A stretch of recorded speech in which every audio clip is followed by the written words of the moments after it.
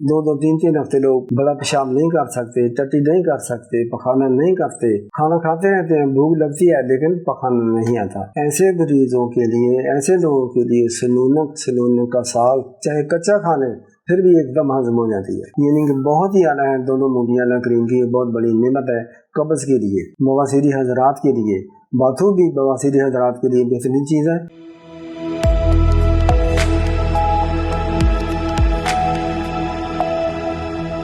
एक बूटी है उसको कुल्फा कहते हैं, सनूनक भी कहते हैं। ये नमकीन होती है, बड़ी नरम और नाजुक इसकी टहनियाँ होती हैं, पीले फूल होते हैं, मफरूश होती है।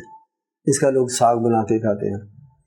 इसके फ़ायदे में से ये है कि ये पेट को मुलायम नरम करती है। अंतड़ियों में सुद्दे जो कि दो दो तीन तीन हफ्ते लोग बड़ा पेशाब नहीं कर सकते, टट्टी नहीं कर सकते, पखाना नहीं करते, खाना खाते रहते हैं, भूख लगती है लेकिन पखाना नहीं आता, रफ़े आजत नहीं होती।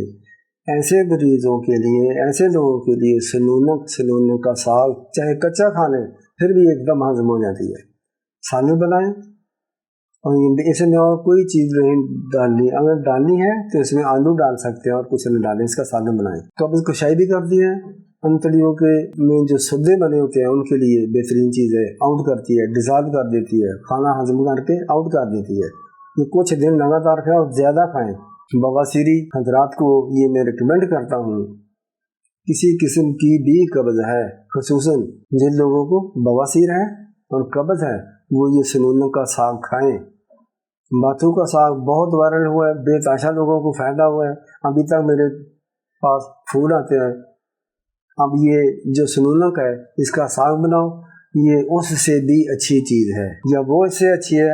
यानी कि बहुत ही आला है दोनों मूलियाँ अल्लाह करीम की, बहुत बड़ी नेमत है कब्ज़ के लिए, बवासीरी हजरात के लिए, बाथू भी बवासीरी हजरात के लिए बेहतरीन चीज़ है क्योंकि वो भी मुलायम भी है और कब्ज़ कुशा है। अल्लाह करीम आपको सेहत दे। अस्सलाम वालेकुम।